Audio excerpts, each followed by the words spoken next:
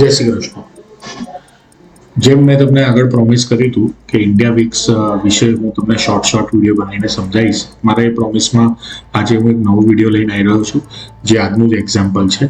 અને આજના એક્ઝામ્પલ સાથે જ ઇન્ડિયા વીક્સનું નોલેજ હોવાથી શું થઈ શકે એ તમને ખ્યાલ આવી જાય. ઓકે, જનરલ હું ઓપ્શન સેટિંગ કરું છું, પણ આજે મેં ફ્યુચર વાઇઝ કરવાનું પસંદ કર્યું હતું. કેમ? કારણ કે એક સીધી વસ્તુ છે. આજે 9:15 તમે જુઓ કે એક મોટો સ્પાઇક નીચેથી ઇન્ડિયા વિક્સમાં આવ્યો, રાઈટ? ત્યારે જ મને ખબર પડી કે આજે પાર્ટી વોલેટિલિટી વધવાની છે, બરાબર? એટલે જેમ જેમ ઇન્ડિયા વિક્સ નીચે જતું હતું, મેં જોયું કે વોલેટિલિટી શાંત થઈ રહી છે.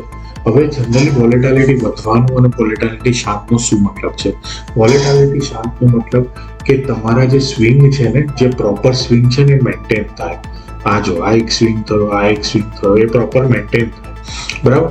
હવે કેવું થયું કે જ્યારે પણ આજે ઇન્ડિયા વિક્સ ડાઉન જતું હતું ત્યારે મેં અહીંયા ફ્યુચર લીધું, બરાબર? હવે ફ્યુચરમાં મેં અહીંયા એન્ટ્રી લીધી અને અહીંયા એક્ઝિટ લીધી, બરાબર?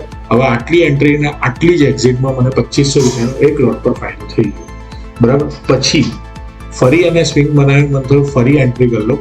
પણ તમે જો 12:45 જ્યારે હું એન્ટ્રી કરવાનું વિચારતો હતો ત્યારે ઇન્ડિયા વિક્સ પોઝિટિવમાં આવવાનો શરૂ થયો. એટલે મને એવું થયું કે આ ઇન્ડિયા વિક્સ પોઝિટિવમાં આવશે તો 100% આ મારા સ્વિંગ અને મારા સ્ટોપ લોસને લઈ જશે, અને સેમ એવું થયું. પછી એને ઉપરથી એમ પેટર્ન બનાવીને નીચે આવી, બરાબર? એટલે પછી મેં કોઈ ટ્રેડ લીધો નહીં. જનરલી 100 વાતની એક વાત હું તમને સમજાવું. જ્યારે વોલેટિલિટી ડાઉન હોય, બરાબર, ત્યારે તમારા સ્વિંગ અને તમારા સ્ટોપ લોસ બધાની રિસ્પેક્ટ થશે. જ્યારે વોલેટિલિટી હશે ત્યારે તમારા સ્ટોપ લોસની રિસ્પેક્ટ થશે નહીં. એટલે જ્યારે પણ હું વાત કરતો હોઉં છું કે ટ્રેલિંગ સ્ટોપ લોસ કરવું જોઈએ, મોટાભાગના ટ્રેલિંગ સ્ટોપ લોસ કરતા હોય છે.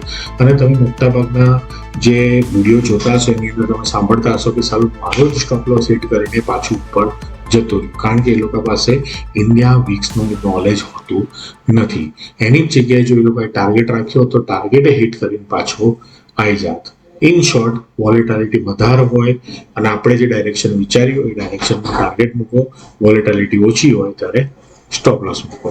Okay, thank you. वीडियोस बनाने हैं फिल्मोरा है ना.